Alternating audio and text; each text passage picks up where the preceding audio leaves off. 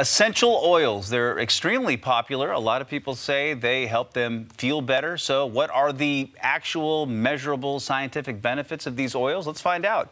Dr. Mead is here this morning, and thank you for joining us once again. You're welcome. So what about that? I mean, have there been actual studies to determine the efficacy of these things? Yeah, we don't have a lot of data around essential oils. There have been some pretty measurable benefits, mostly around use of aromatherapy, but not a ton otherwise. Okay, so are there some oils that potentially have more healing properties than others? Yeah, we know that some oils have some great antiseptic properties, some have really good anti-inflammatory properties, and then there are other ones that can be used for specific symptoms. I think the most important thing is for people to understand how to use them safely. So we recommend generally that you never ingest these by mouth, and even if you're using them topically on skin, most of them have to be diluted pretty significantly in order to be safe. Okay, what about aromatherapy? A lot of people use these, kind of steam pots with the oils in there, and some people say they make them feel better. They make them feel more relaxed, and that's what the oils are advertised to do. Are they actually doing that for us? Some of them are. So this is the area, like I said, where we have probably the most data in this arena. And so hospitals and scientists have actually found some pretty good effect with the aromatherapy in the hospital even. So reducing nausea and vomiting for people after surgery, or reducing anxiety, and sometimes can help with stress and sleep as well. So there's some really potential good things here. Are there real benefits to these? I mean, are there specific oils where you can say, yes, that particular oil does exactly what it says it's going to do? Yep, there are. So again, nausea and vomiting is probably the area where we have a lot of research on this, and so there are specific ones. Peppermint can be helpful for that. Lavender has been shown to help with sleep, but these are some of the ones where we also worry about dangers as well.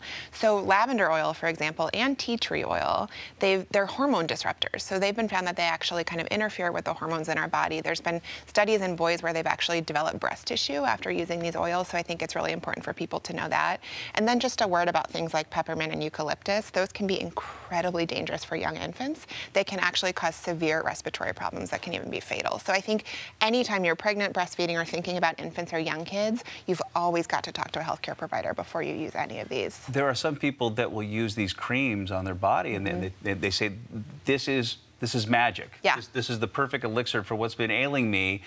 Is there a potential downside there? Yeah, again, I think these side effects, so it's really important to know what you're using, to talk to someone about how to use it safely, right? And then to know that if you're pregnant, breastfeeding, or we're talking about infants or young kids, there really can be some pretty serious risks. I think there's also probably some placebo effect for people, and my general view on that is that as long as you're doing something that's not harmful to yourself, placebo's fine. It almost doesn't matter, right, if it's placebo or real, but you just have to understand how to use them safely. I wanted to kind of take a left into CBD oils in both steam and actual creams and so forth. My mom used this stuff when she had cancer, and she said it was, it was tremendous for her. She got great relief from this stuff.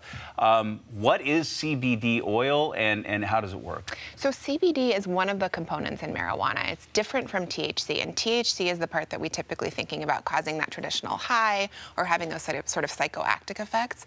So lately there's been tremendous interest in CBD alone, so not having that high, but seeing what that can do for people, and we're seeing some potential positives. And what do you see as the future of essential oils as, a medical, I guess maybe a staple or even something to combine with traditional medicine? I think it's always good to have lots of tools in our arsenal. So I think we certainly need more research about really evidence-based proven benefits, but also about safety profiles.